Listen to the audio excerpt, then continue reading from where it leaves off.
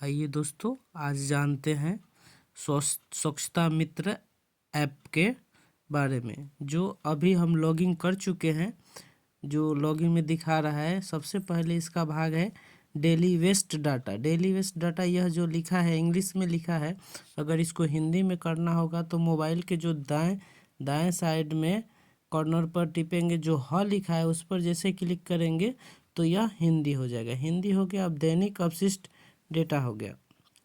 दैनिक अपशिष्ट डाटा पर जैसे ही क्लिक करेंगे तो एक ऐसा इंटरफेस खुलेगा। ये ऐसा इंटरफेस खुलेगा, इसका मतलब कि अभी कोई डाटा एंट्री नहीं हुआ है, इसलिए यह खाली दिखा रहा है। अगर डाटा को ऐड करने के लिए जो मोबाइल के दाएं साइड नीचे जो एक प्लस का चिन्ह है उस पर क्लिक करना है। क्लिक करने के बाद में पहले दिनांक आएगा। दिनांक में अपना डेट चूज कर लेना। जैसे कि आज 9 तारीख है तो 9 तारीख को हम चूज कर लेंगे। उसके बाद है वार्डों की संख्या। वार्डों की संख्या का मतलब है कि जितना घरों से कचरा का उठाव हो रहा है उतना वार्डों की संख्या डालना है। जैसे कि अपना से डालना है कि कितना घरों में वार्डों की कचरा का उठाव हो रहा है, तो यहाँ पे अपने से हम डाल रहे हैं 10। 10 गो वार्ड है। इसमें से पुरुष की संख्या कितनी है और महिला की संख्या कितनी है, अपना से हम डाल रहे हैं। अपना अपना हो वो डालना है।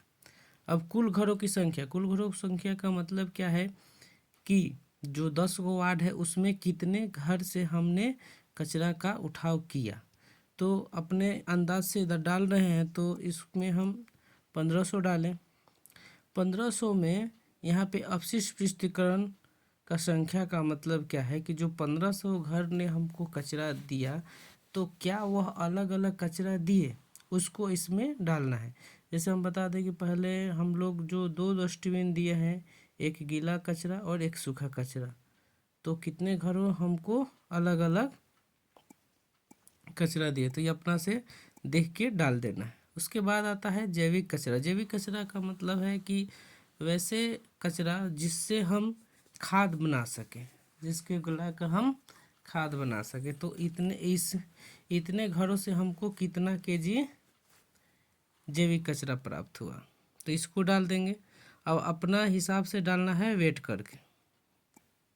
उसके बाद आता है अपशिष्ट कंपोस्टिंग। अपशिष्ट कंपोस्टिंग का मतलब है कि जो जैविक कचरा आया तो उसको हम कितना नाडेप में डालें। नाडेप का मतलब है कि जो WP पर जो बना है नाडेप, उसमें कितना हम डालें और कितना खाद बनाए, तो इसमें डालना है। ध्यान रखना है कि जो जैविक कचरा आया है उससे अधिक नहीं होना चाहिए।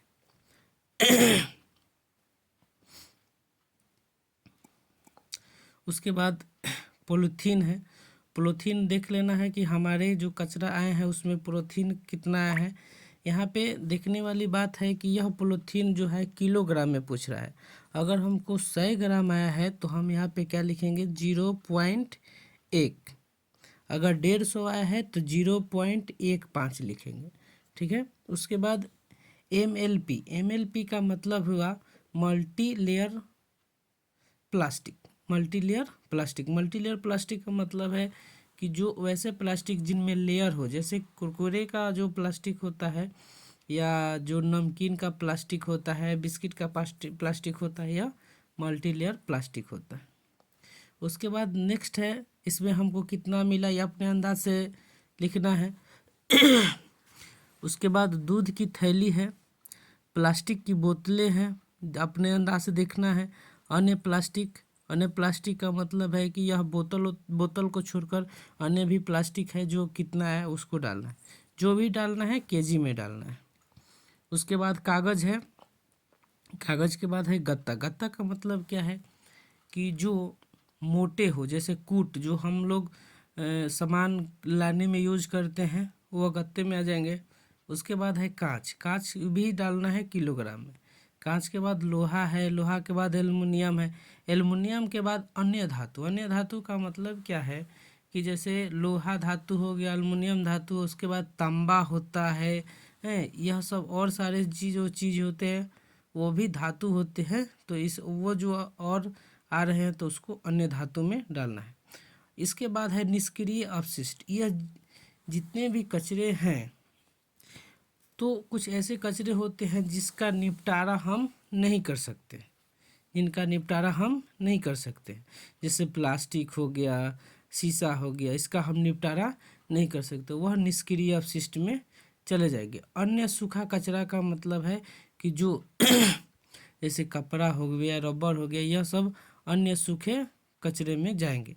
उसके बाद जितना हम यह एकत्रित किए हैं वह कैलकुलेट होकर दिखाई देगा कि एकत्रित सूखा कचरा मतलब कुल सूखा कचरा हमने कितना, तो हम देखेंगे। उसके बाद लैंडफिल, लैंडफिल का मतलब क्या है कि वैसे कचरे जिसका उपयोग नहीं हम उसको खाद बनाने में करते हैं, नहीं उसको कुछ बनाने में करते हैं, इसलिए उसको लैंडफिल। लैंडफिल का मतलब है कि वैसे कचरे जिनका उपयोग कोई नहीं है उसको, जो खाली स्थान है उसको भरने में करते हैं। जो भी लिखना है वह केजी में लिखना है। अब देखिए जैसे हम इसको जमा करेंगे तो देख रहे हैं कि जितना भी हो गया ये रेट दिखाई दे रहा है। रेट दिखाई देने का मतलब क्या है कि हम इसमें कुछ नहीं लिखे हैं। तो अब अपने डाटा के अनुसार देख रहे हैं कि अगर हमको नहीं मिला है तो इसको 0 डाल देंगे, नहीं मिला है तो 0 डाल देंगे। अगर 0 नहीं डालेंगे तो उसी तरह रेट दिखाई देगा और जमा नहीं लेगा। चलिए इसको रेट 0 कर देते हैं जो हमको नहीं आया है। जैसे सबको 0 कर देंगे तो देखेंगे कि यहाँ 0.1 आ रहा है। 0.1 सूखा कचरा में क्यों आ रहा है, तो हम यहाँ ऊपर फिर स्क्रॉल करके देखेंगे तो मात्र एक ही में हम 0.1 डाले हैं, जो पॉलीथीन है मात्र उसी में डाले हैं। चलिए अब इसको हम जमा करते हैं। जमा करेंगे तभी नहीं हो रहा है, तो क्योंकि इसमें नहीं डाले। जमा कर दिए। अब जमा करने के बाद इसको क्या कर देना है, पुष्टि कर देना है।